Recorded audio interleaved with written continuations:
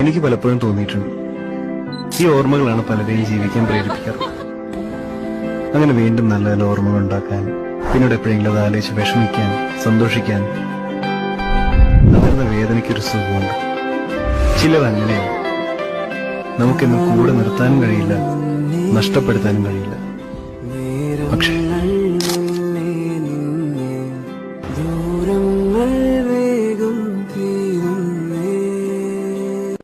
നിങ്ങളുടെ കുടുംബാണല്ലേ നിങ്ങളുടെ സ്വർഗരാജ്യം.